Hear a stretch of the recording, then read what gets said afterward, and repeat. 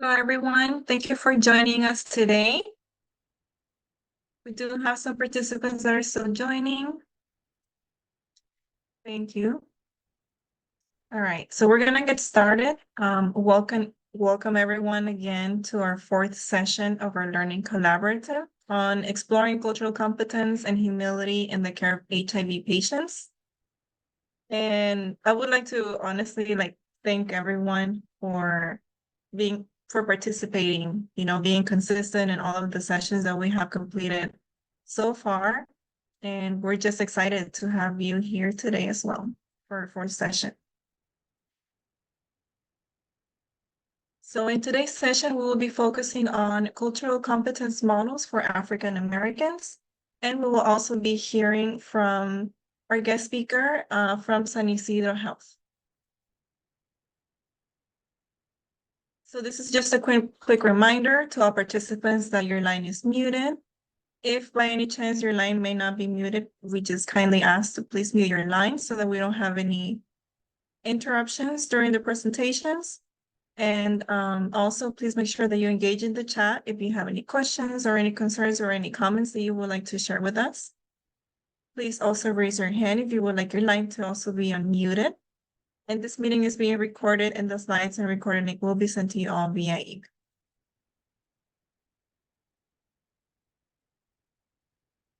And again, this is just some background information about NCHPH in case you're joining us today for the first time. The mission of the National Center for Healthy Public Housing is to strengthen the capacity of public housing primary care grantees and other health center grantees by providing training and a range of technical assistance. NCHPH is a project supported by the Health Resources and Services Administration and is a national training and technical assistance partner that is 100% financed by this grant. The information presented today are those of the author only.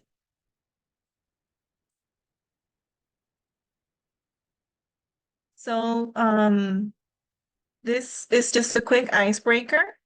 So here, just provide your response for us in the chat, please, on a genie. So let's say a genie will grant you one wish. What would that wish be?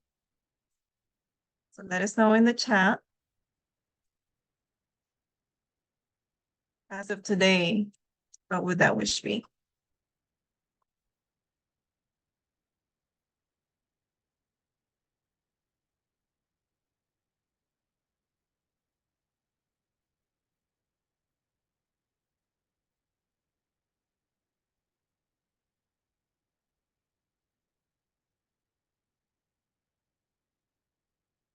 It would need much consideration. Infinite wishes, yes. I'm very happy for the honesty. Thank you. Go to see family. I agree. World peace. That is true. Health equity. For everyone to have health care given to them for free with health consideration education noted. That's a wonderful wish, yeah. Have a doctorate's degree, right?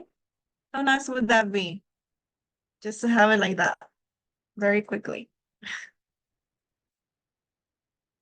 Education to be free, no more diseases. Yep. All right, well, thank you all for your responses. Now we're gonna continue. So then again, today with us, we have Dr. Jose Leon, who is the Chief Medical Officer at NCHPH, who will be going over the information and cultural competency. And myself, my name is Fila Pineda. I am the TTA manager here at NCHPH, and I will be helping in facilitating today's session. And today we also have the honor of having with us Brenda Huerta. She is the Director of HIV and LGBTQ+ services at San Isidro Health.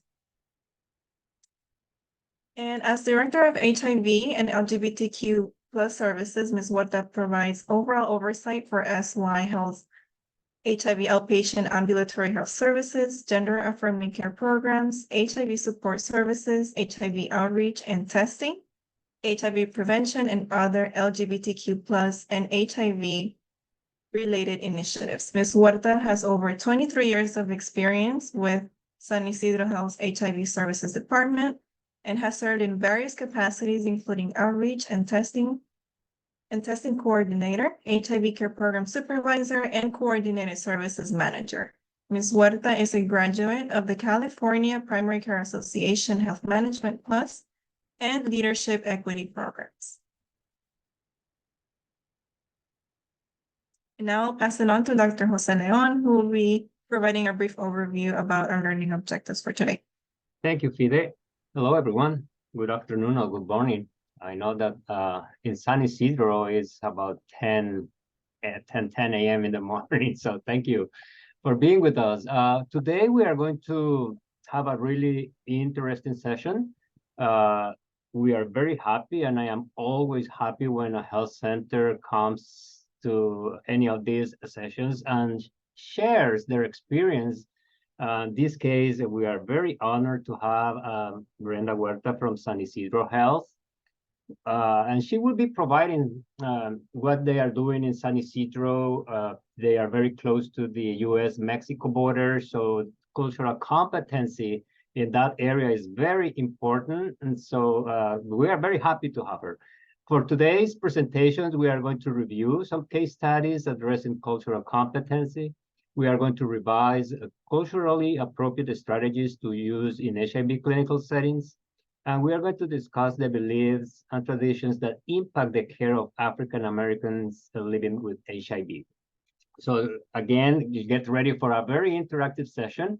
And if you please can type your location and the name of the organization you are working with, that is going to be one of the first things that we would like to hear from you.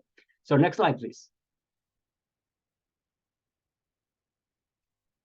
You are very familiar with the learning collaborative expectations. I'd really like to start for the very last one, that everybody is learning from each other, the subject matter experts that we've had, the facilitators, the participants. So this is something that I've been asking for since we have different backgrounds and different professions. So thank you so much for doing that. And again, be willing to make mistakes. If we have questions and you don't get the question right, that's okay. We are all learning here. Next slide, please. And now I will turn it over to Brenda Huerta. Thank you so much, Brenda, for being with us. It's an honor. Thank you so much for having me. Yeah, just, I was sharing earlier, I feel glad to be able to share some of the practices, right? How to put cultural competency in practice. And as Fida mentioned, I've been here at San Isidro Health for over 20 years. And really, it's been an honor to work with the community that we work here in San Isidro. If you can advance the slide. Like Dr. Leon mentioned, we are in the San Isidro and Tijuana border region. So, we have a very specific context related to the border. We're right in San Isidro is where we have, where we started our program. And then, there's a lot of the dynamic that happens here related to being in the border, whether you're able to cross the border or not. It still plays a big part of the dynamic of our community. And then the next slide, please. I feel like we're behind a little bit on the slides, but I'm sure we'll catch up. San Isidro really has, humble beginnings here in the community.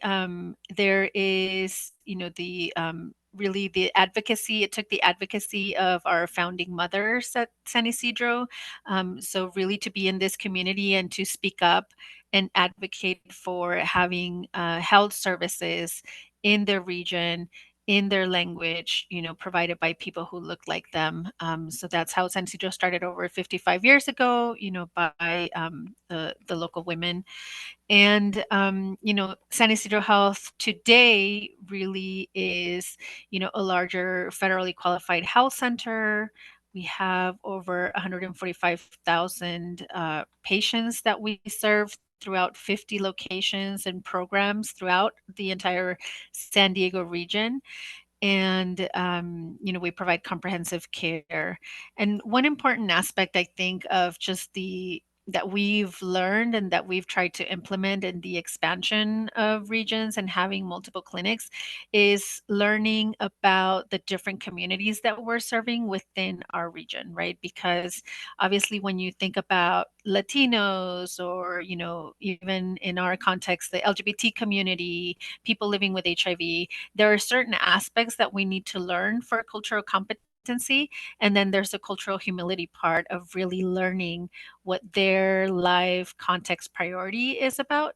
And so it's always important to just keep that in mind and have the open spaces for people to share what their priorities and needs are.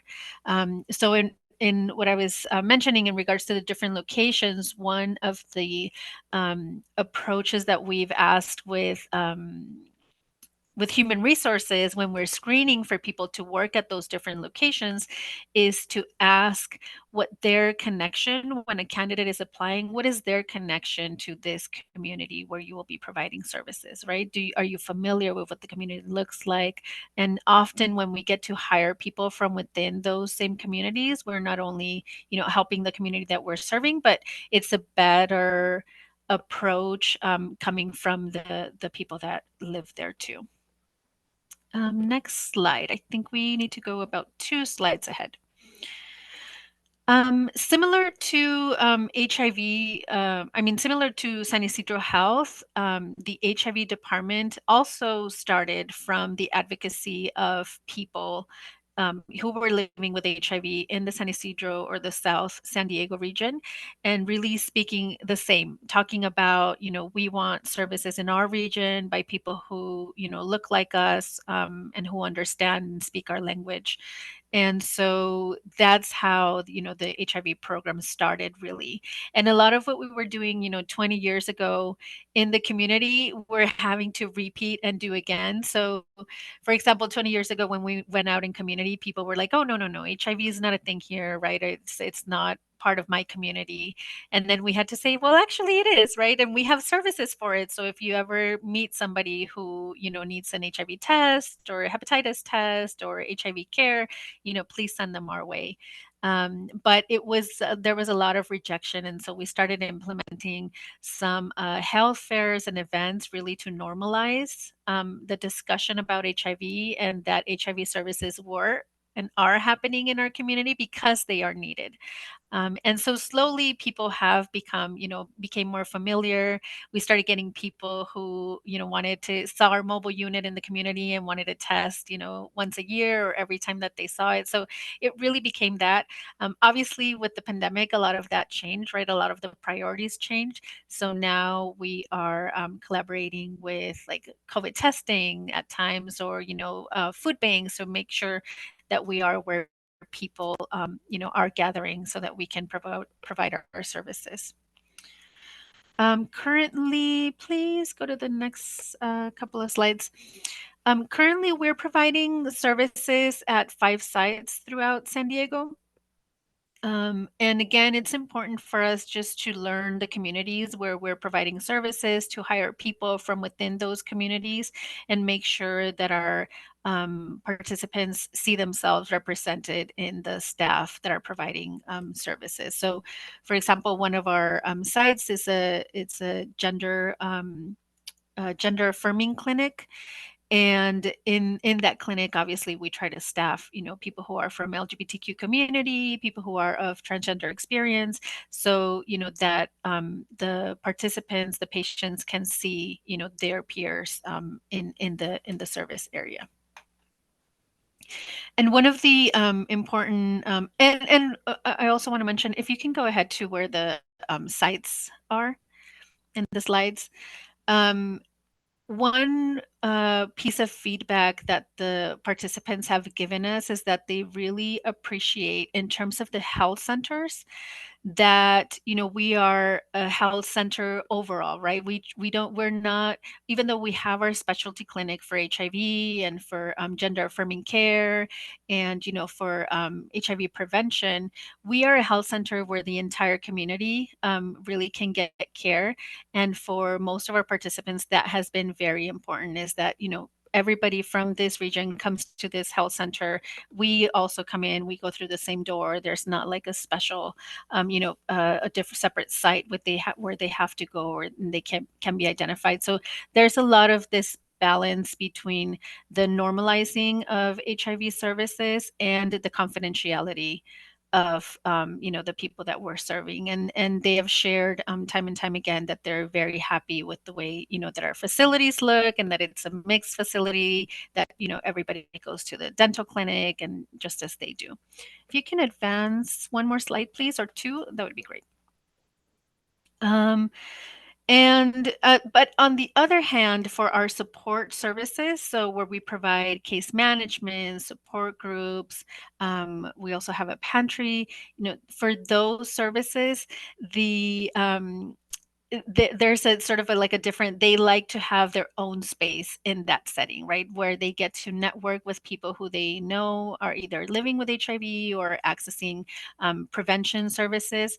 So and this is what our support service sites look like, right? They like also that it's very homey. They always say, I feel like I'm at home. I feel like I'm welcomed here. During the pandemic, again, we started the pantry services, just recognizing that, it was difficult to access food, that it was expensive, that it was scarce. So we started the pantry, and that's one of the things that really kept our participants engaged and coming back, on a weekly basis. We were able to check in on them, see how they were doing, see how their families were doing, and have at least that weekly interaction with our participants. Some of the things, again, we have groups in this area. Some of the other feedback that people, especially people who are unhoused, have shared with us is that when they come to our site, is the only time that they ever feel welcomed anywhere, right? That in general, through society, people either try to not look at them, not acknowledge them, at best, but then really look at them in a way, where they again feel rejected. So it has been very helpful, for us to be able to create this space where all of our participants feel safe and feel welcome, and that's part of the feedback that we get.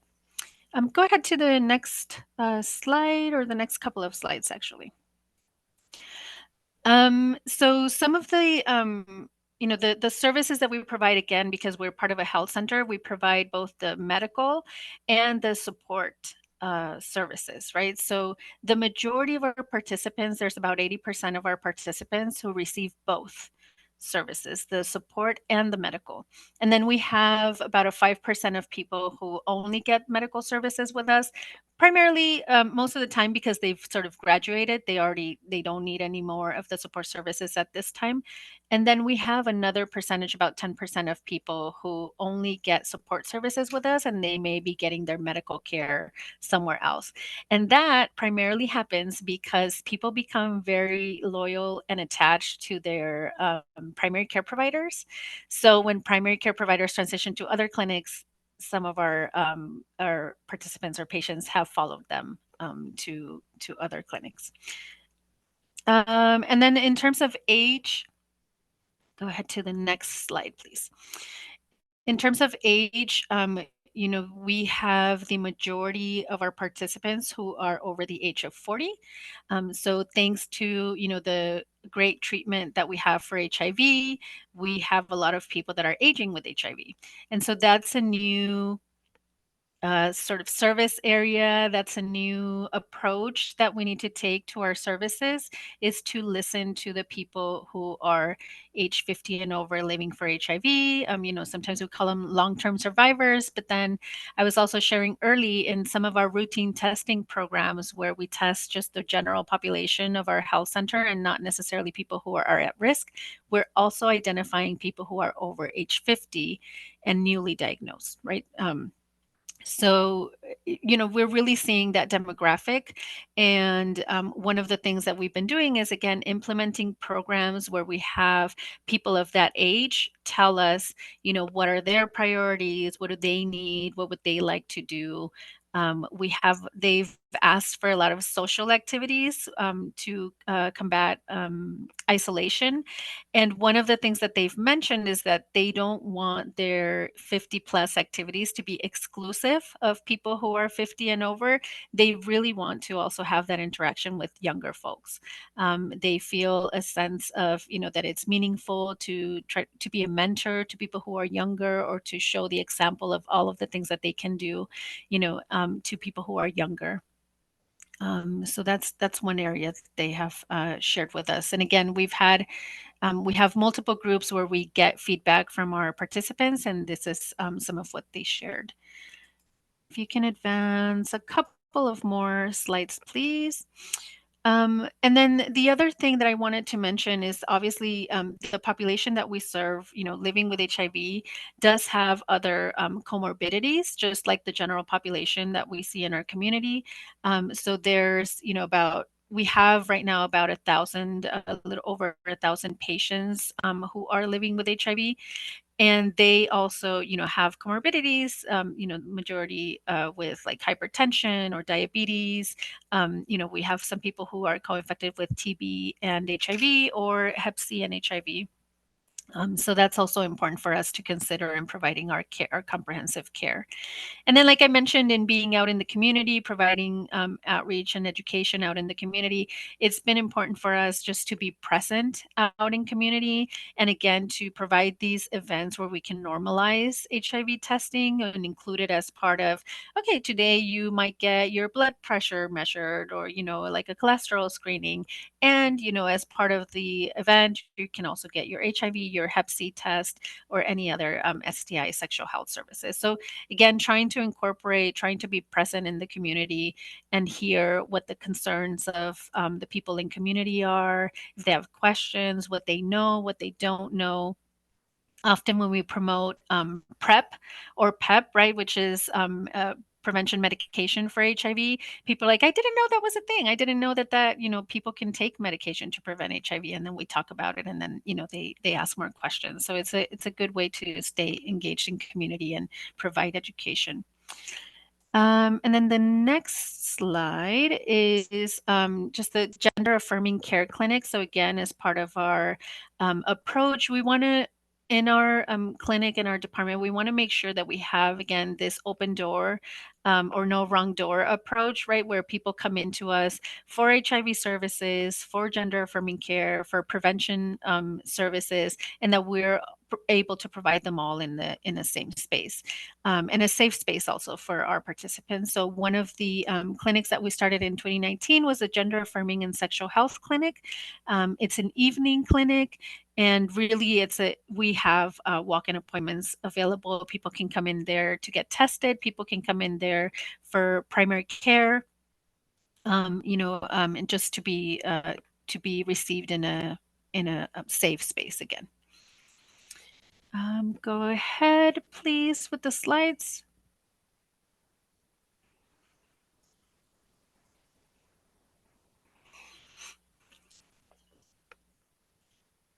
And then the last thing I wanted to talk about was the care model that we have. So it's obviously a patient-centered care model. We want to make sure that we always, keep the participant at the center of what we provide, what we want to implement, the funding that we get, make sure that we have their best interest in mind, and looking at things that really can benefit or enhance their experience in our care.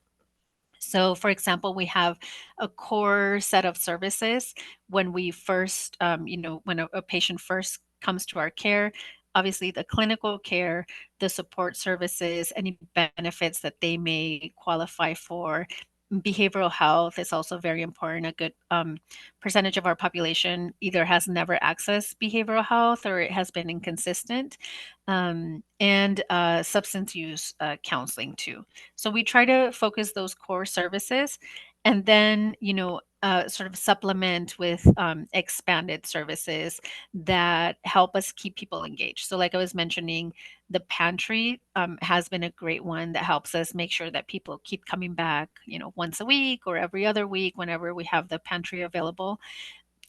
Being able to provide transportation, being able to have spaces again where people can gather, not just to discuss HIV, but really to build community, has been very important for us. I think I am like 3 slides ahead of you, maybe more.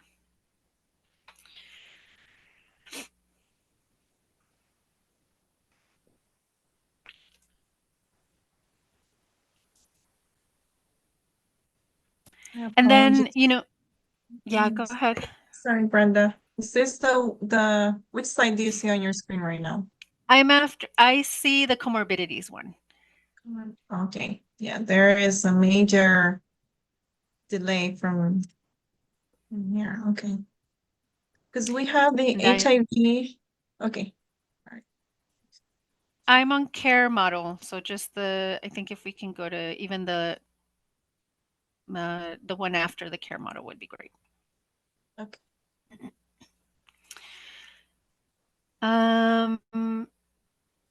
Yeah, and then just to sort of recap all of it, really for patient and community engagement, some of the main approaches again that we've had has been the community advisory meetings. So we formally have quarterly community advisory meetings at each of our support sites. So we have a meeting where we gather with all of our participants are welcome to come in and just share their feedback on, what the different programs that we have. We often share with them different funding opportunities that are coming up and, what their thoughts are on the different services that are needed.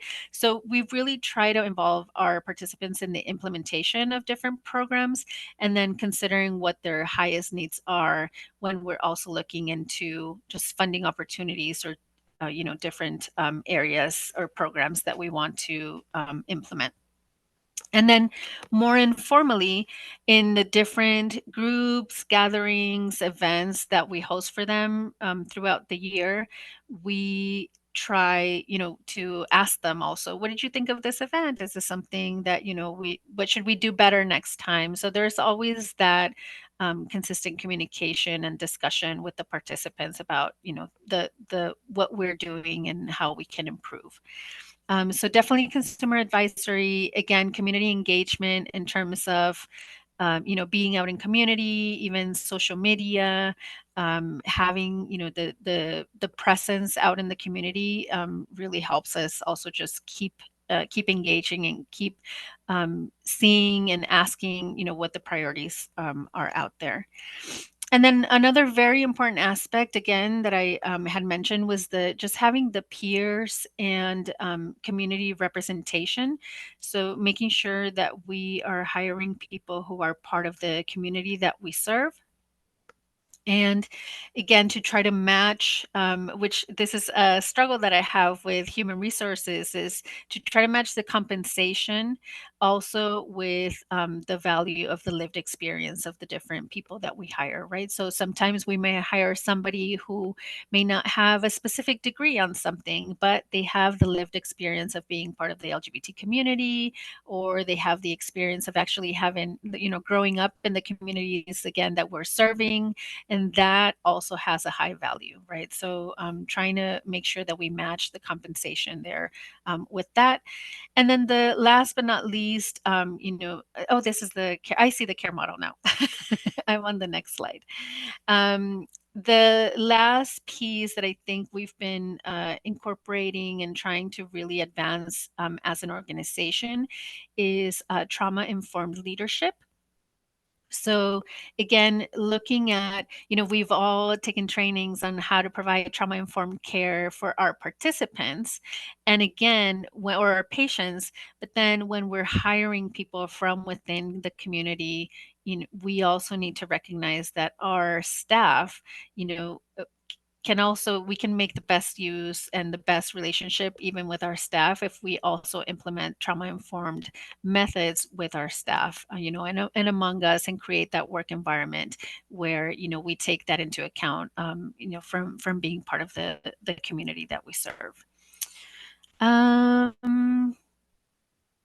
That's what I have. Do you want to go to the next slide?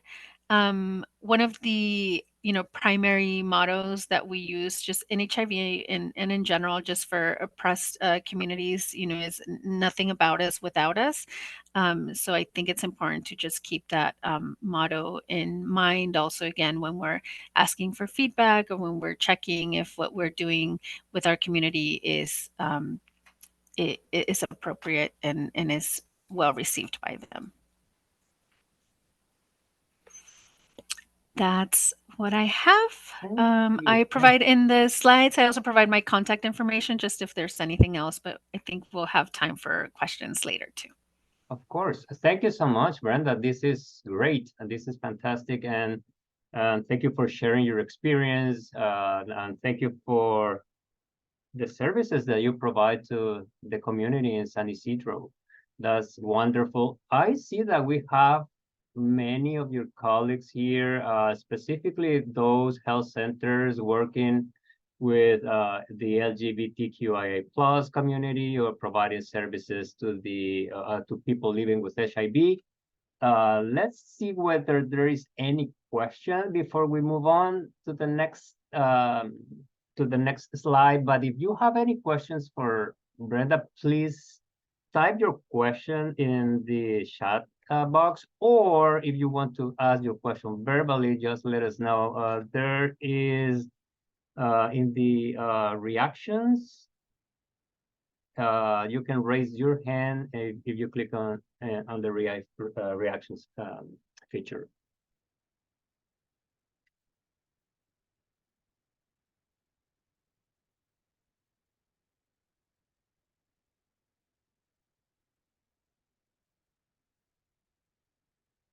In the meantime, Fide, can we move on to the next slide, and then we can stop, for a moment if there is any questions for Brenda.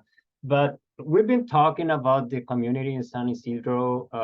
We know that there are many migrants in that area, and let's see what we know about our migrant population. We are going to do the true/false questions again. So we are not going to go over all of them, but let's pick some of 2 or 3 from the list and see whether or not we get the right answers.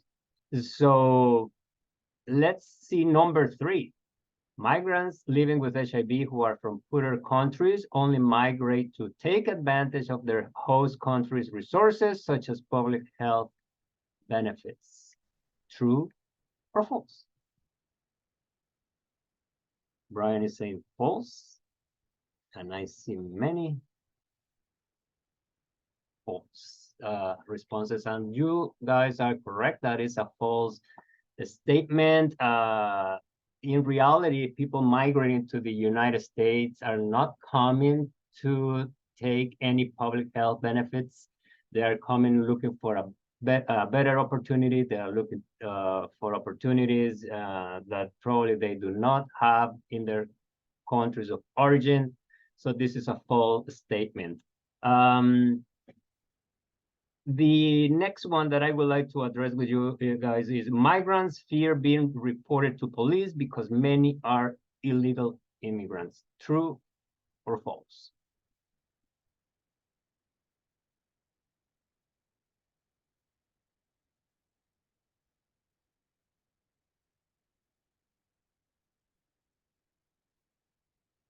I see the responses. I see true responses, and again, you all are right.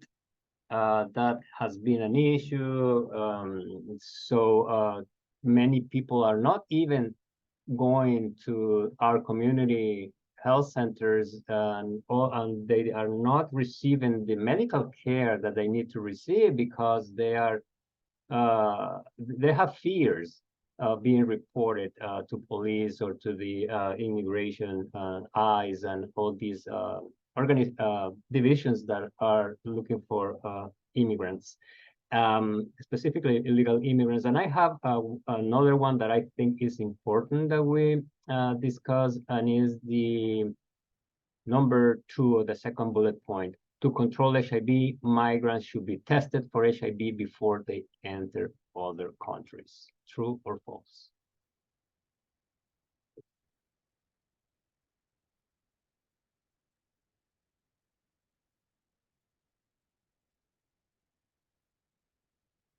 Excellent. That is a false statement as well. The immigration policy, or the immigration Federal Division of the United States, doesn't require immigrants to get tested for HIV before coming into the United States. So this is a false statement. Next slide, please.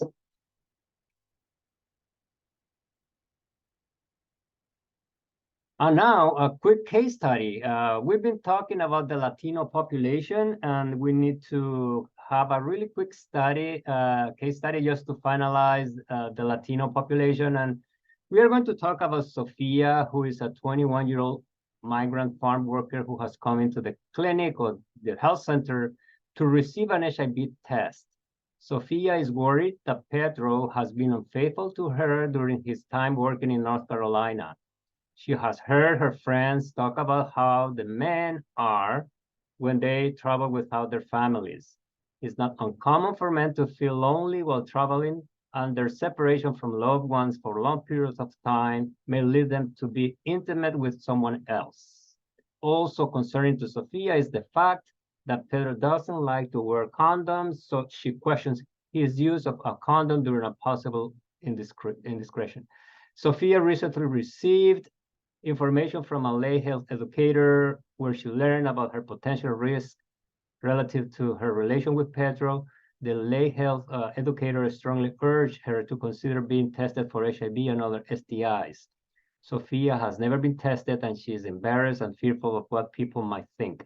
She wonders if people will question her own fidelity and reason for requesting information and testing. In addition, Sophia thinks it's important that Pedro also get tested, but doesn't know how to broach the subject with him. She's frightened about initiating a general conversation about such a topic, specifically how they can each protect themselves against HIV and other STIs. So this is something that is very common in the Hispanic culture. We have a couple of things, cultural issues here that we are going to be going over, but next slide, please. These are the questions for the case study. So what are some cultural concerns that you should consider when handling Sophia's discomfort with testing?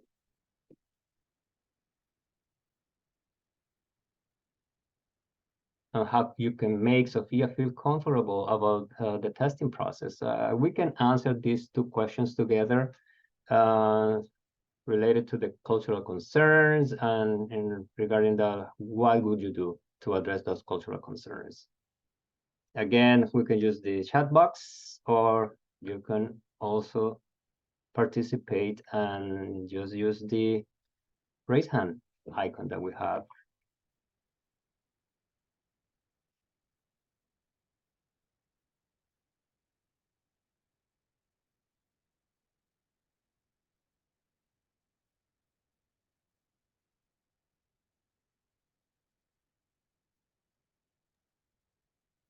So we have comments from Dion, ensuring you aren't judgmental during session, also encouraging you are prepared for the conversation prior to the conversation.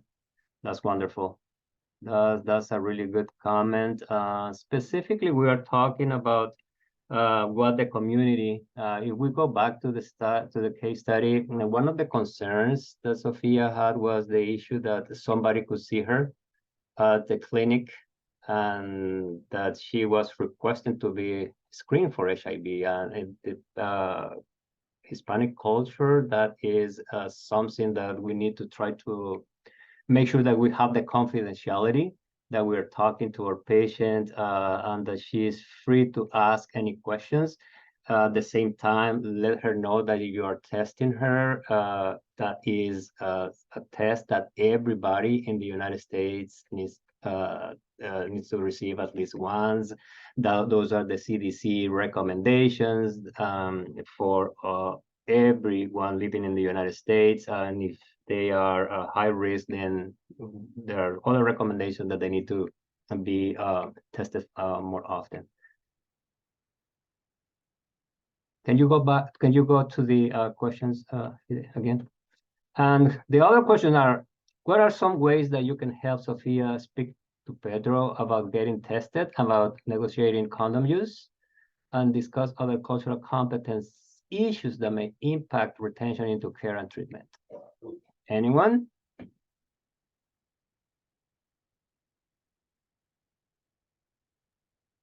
Just got a response also saying this is an excellent opportunity to teach her about HIV. That is correct. This is a really good opportunity to go over not only her risk about contracting HIV, but other STIs.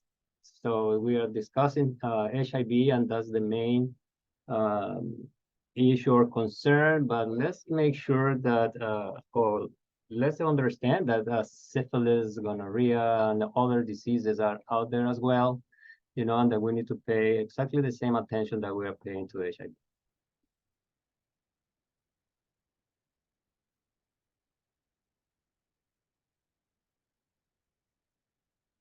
So let's move on, Fide, to the next slide.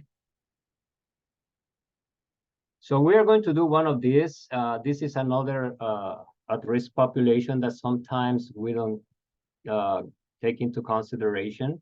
And we've been talking about African Americans, the Hispanic population, the LGBTQIA plus community. But we forget sometimes this population that is also at risk, and those are drug users. And let's do number 3. Once people who use drugs become addicted, their main motivation for continuing to take drugs is to get that feeling of pleasure induced by the drug. True or false? Are like saying false?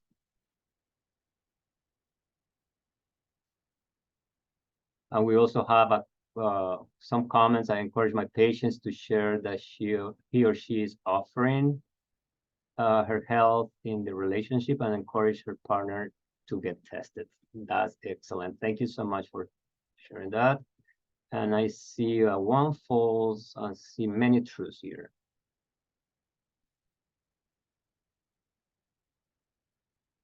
In reality, this is a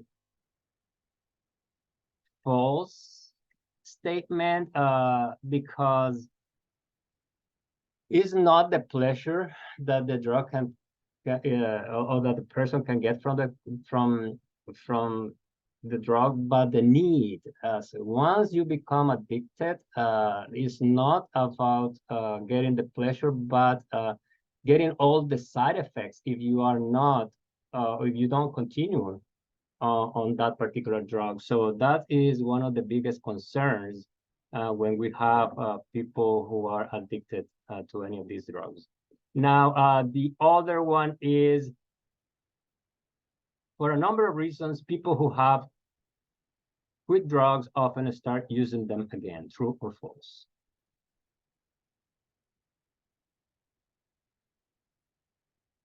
We have true, true, true, true. Yeah, that's it. Also, that's also a true statement. There are several reasons. Many of them have some behavioral health issues. People with depression are more likely to start taking drugs again, or people with anxiety, or PTSD, or any other disorders. And there are other several reasons why people have quit and then they go back to the drugs. So, and thank you so much for participating. Next slide, please. And we are going to take one or two of these. I really like this one because we also forget about prisoners and people who are coming out of jail. But let's do number 2. That is a very controversial one. Giving condoms to prisoners is wrong because it encourages homosexual behavior. True or false?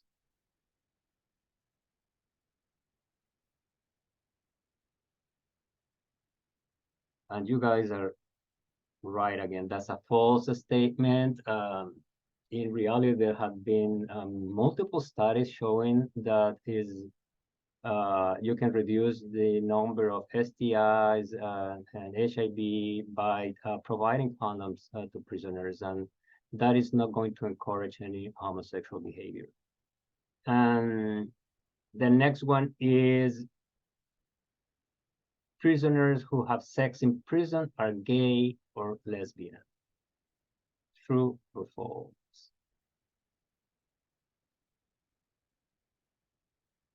And we get many false again, and you guys are right again. That is a false statement. There are some studies that we have reviewed that show that a large percentage of prisoners are heterosexual, and that is a wrong statement. So next slide, please. So let's move on and let's discuss for a little bit of time the HIV cases. And now we are moving to the Black or African American population. These are recent numbers from CDC showing the new HIV cases in the United States. And as we can see on the slide, 42% of the new cases were in Black or African American population, and 27% of the cases were in the Hispanic Latino population. Next slide, please.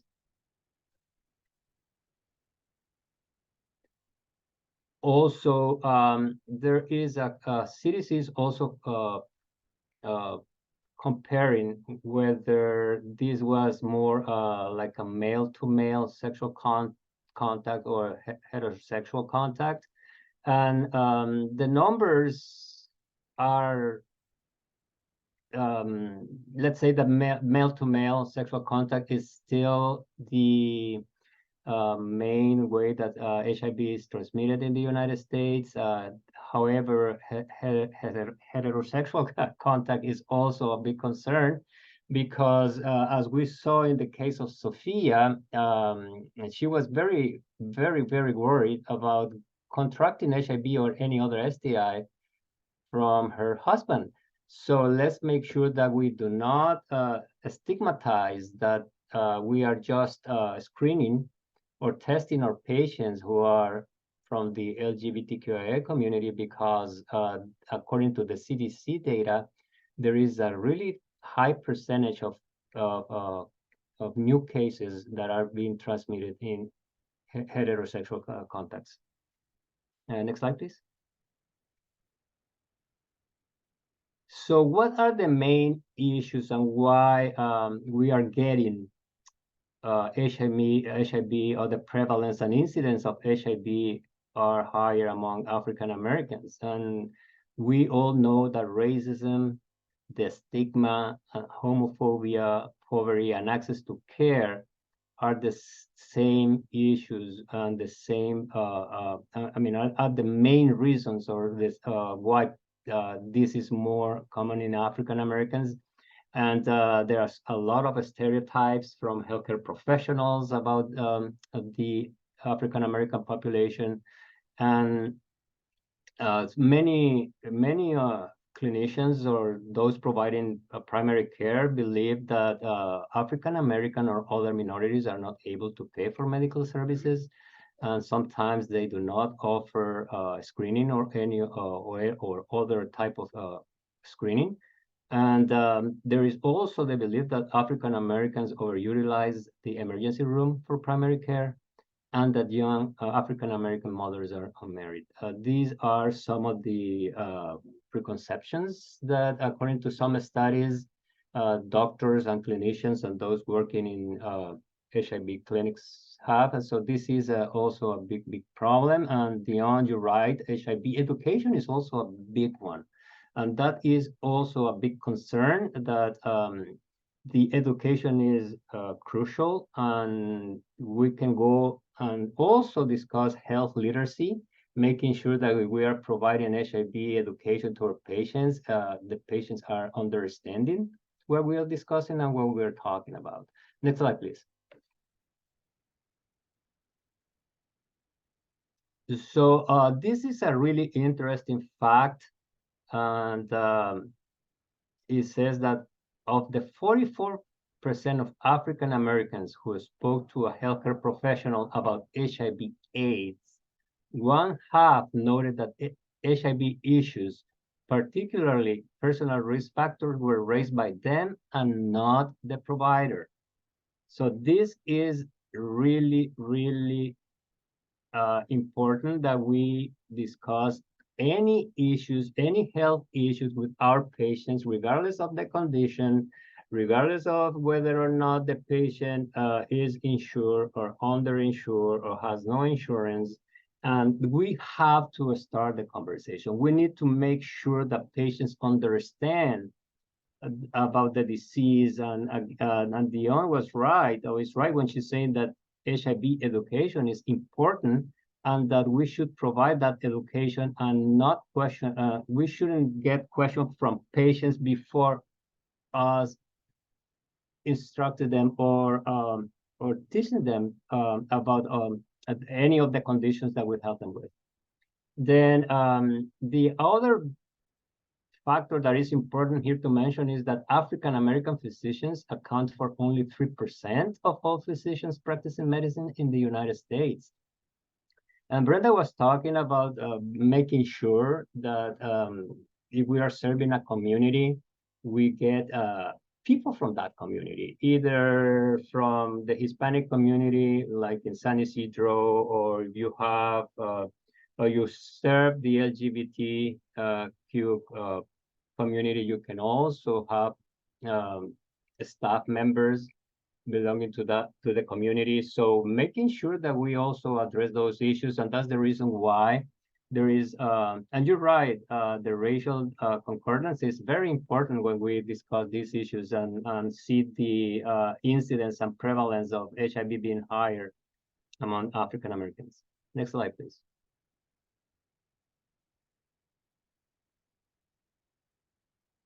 So these are some advice in regards to the healthcare visits and encounters, making sure that we get out of any stigma or any misconception that we can have. There is one that African American patients are poorly educated or lacks intelligence, and therefore we cannot discuss these issues with them, or that's a big concern. In my opinion, we are not doing good enough to refrain from stigmatizing for patients. The face-to-face interaction with African American patients is the most effective way to obtain the skills needed for effective cultural encounters. And this is part of the culture. This is something that we have been going through. Many cultures like to have this contact, that direct contact with the clinicians, making sure that we are being honest, that we are providing the information that they need. That is a great advice as well. And the last one is related to how we are addressing our patients. Either we're using title like Miss or Mr. or Doctor or Pastor or Minister. That is very important in the community. We don't have to believe that. Again, we can go back to the first bullet point, that all the African American patients are poorly educated, because that is totally wrong. That we have many professionals, including health professionals, engineers, and all other type of professionals in the African American community. So let's make sure that we understand their background, their education, and let's use that. That's going to create more confidence and is going to help us in the encounters with African Americans. Next slide, please. We are going to go over the climate explanatory model, and this go specifically to what we need to talk with our patients. We've been talking about HIV education. Dion mentioned that. We've been talking about health literacy, and sometimes we provide information to our patient, but is the information being understood by our patient? Next slide, please. So there is a model that we can use. These are 8 questions.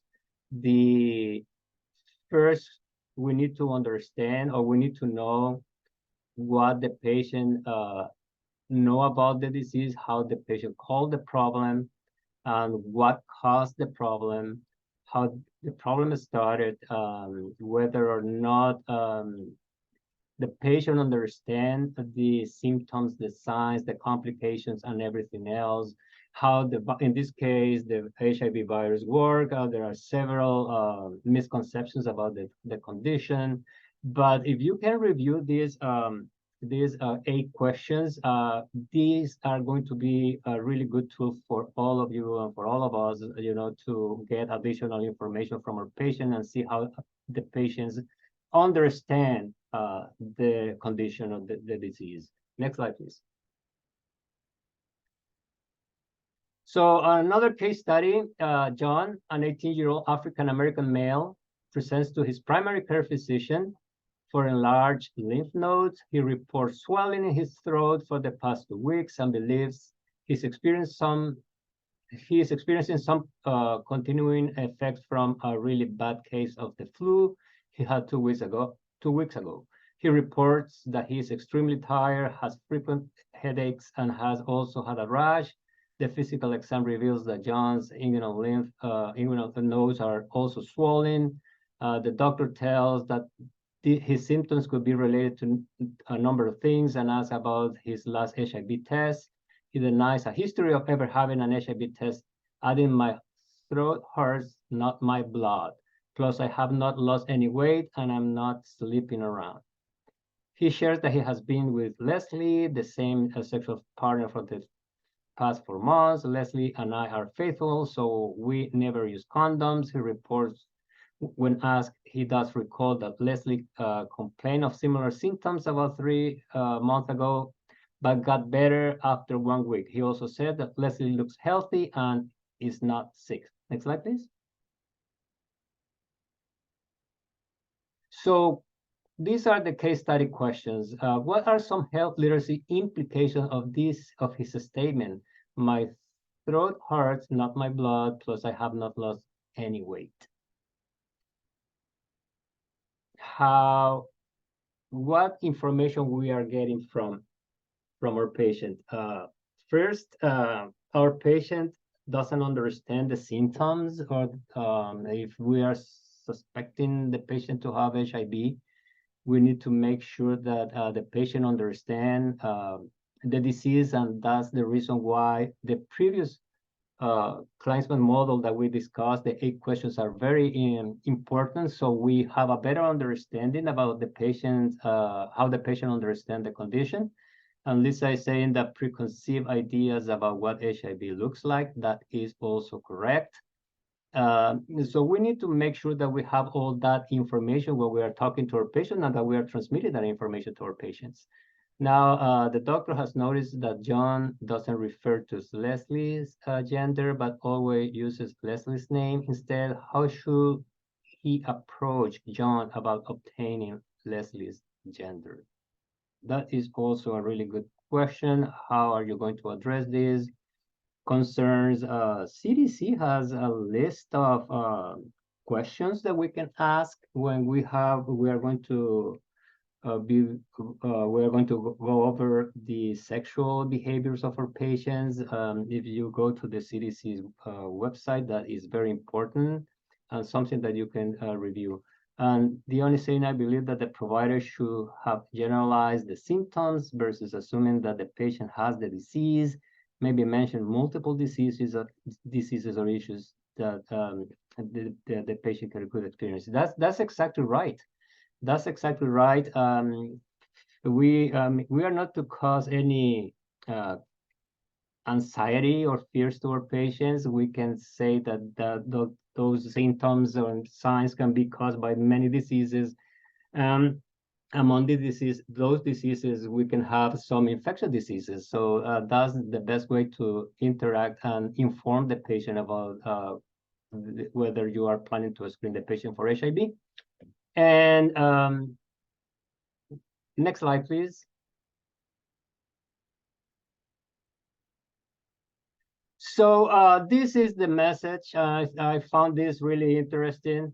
If we remove all the layers that we have discussed, if we remove the gender, the ethnicity, the religion, and the cultural background, and all the color of the skin, this is how we are. And everybody is like this.